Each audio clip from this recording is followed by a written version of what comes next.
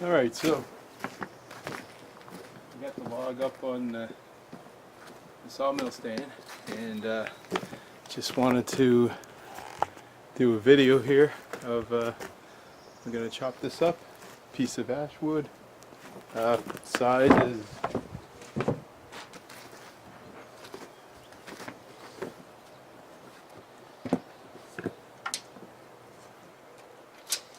about 13 inches.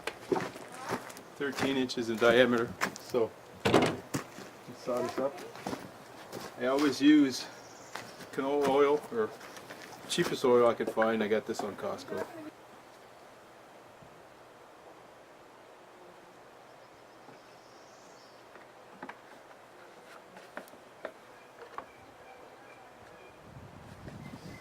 So it's always a good idea to use something environmentally friendly oil like this. As you can see, you tend to have quite an accumulation of sawdust where you set up your sawmill, and if you have regular petroleum oil, it leaches into your water system, and it's not like cutting wood in the inside the forest. Here everything ends up in one place. So with canola oil, everything's safe for the environment.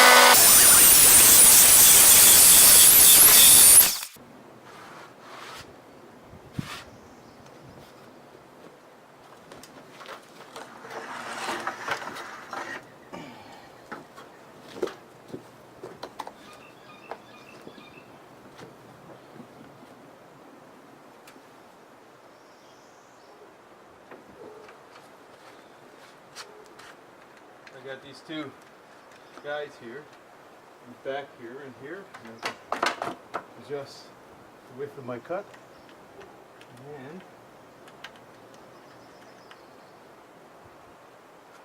this should give me a 2-inch piece of wood.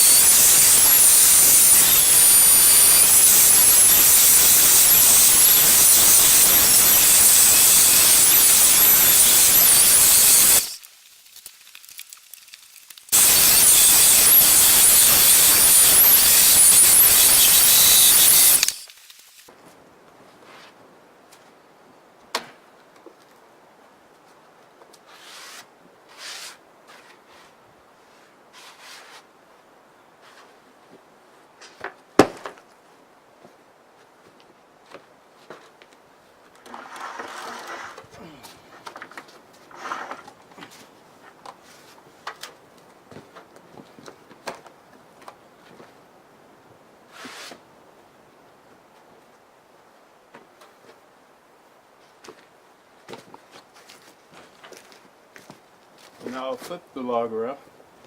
What I'm trying to do is get a piece about 3 inches to 4 inches thick from the main part of the wood, and this is going to be a seat, bench seat.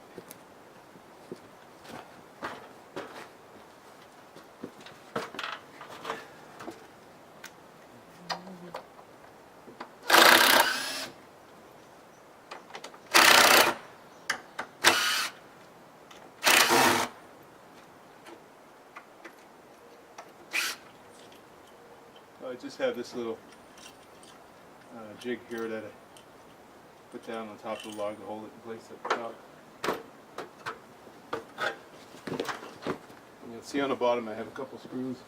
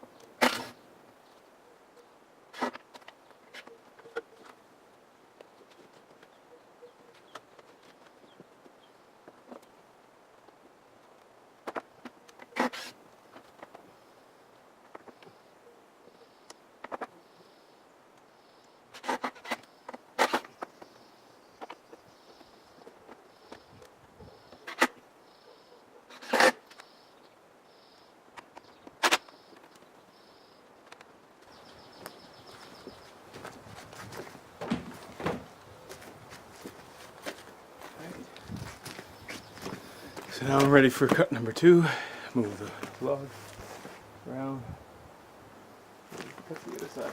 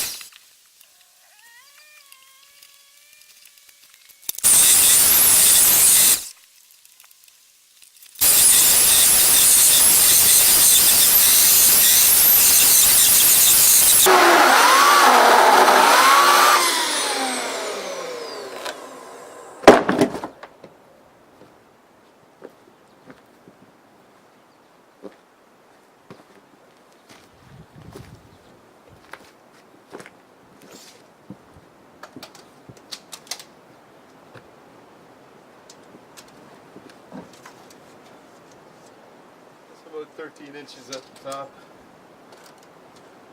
12 at the bottom. Nice piece of ash, which would have just rotted in its place. So why do I do this? It's obviously a lot of work. Well, I'm an electrical engineer, and I earn pretty good wages at my job. So I do this to work. You know, some people go to the gym to work out. This is my workout. And obviously this Sawmill version 2.0 is only the beginning. I do have a version 3.0, as I've mentioned before, in the mind. And this is how I perfect my concepts. And I do plan to use this saw with the next version. But I have something really interesting. It's going to be automatic. The up and down part will be automatic, motorized, so that I don't have to spend all that time. And but why do I do this? Well, you know, patience is virtue, which is only gained through practice of acts of patience. So there you have it.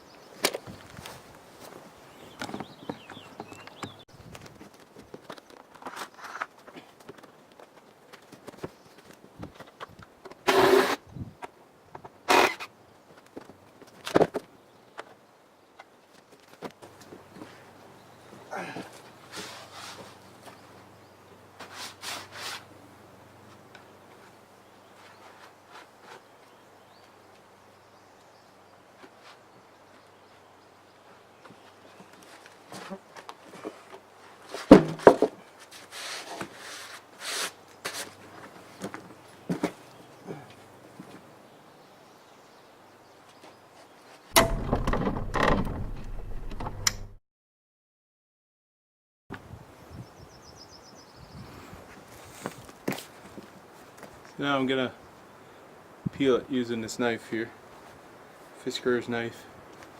Just gonna peel the bark off each side.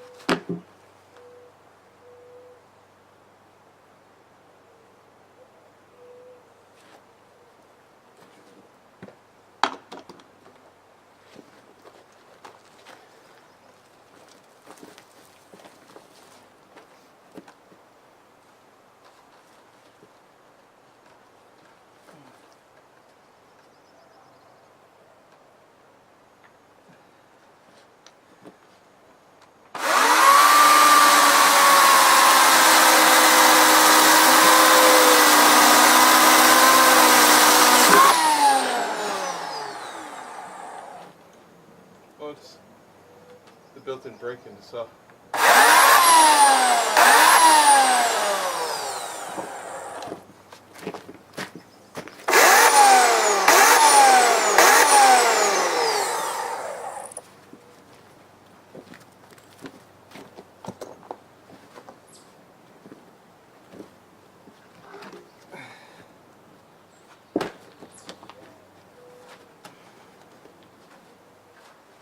So,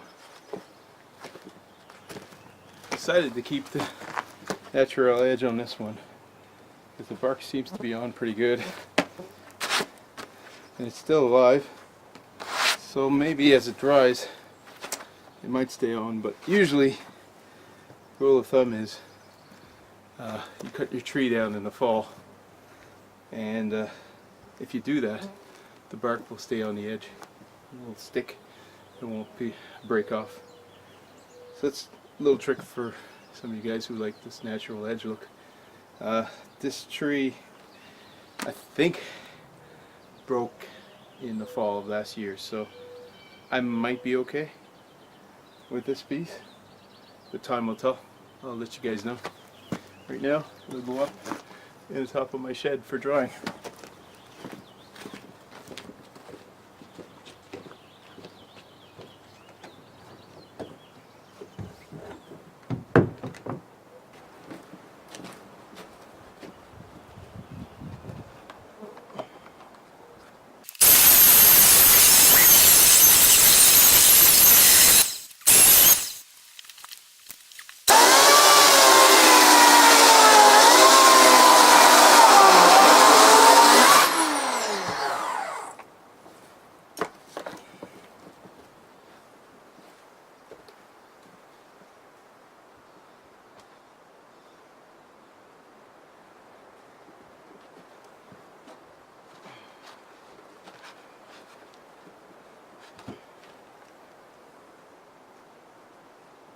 These will be the legs for the bench.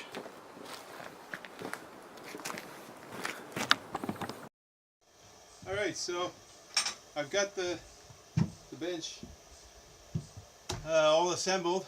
What I did is I basically got the two, or that crutch wood that I had sawed in half, and then I basically put this on the bottom, and then I've got a brace going across the bottom like this with a couple pocket holes around the side.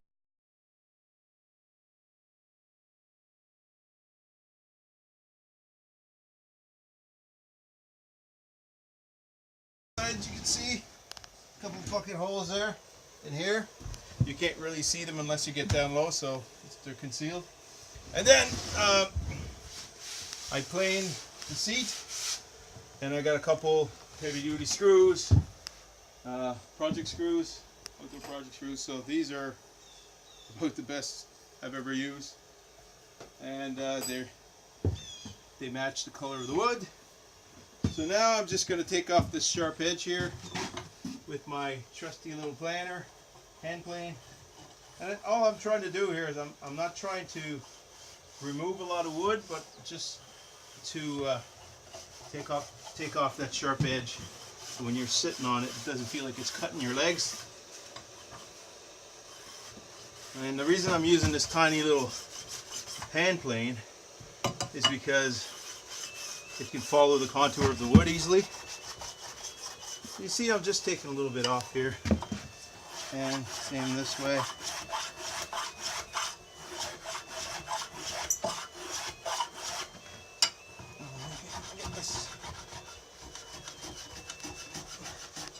Bleed mark off, I guess not. So you can make this yourself from a fallen tree, as I did,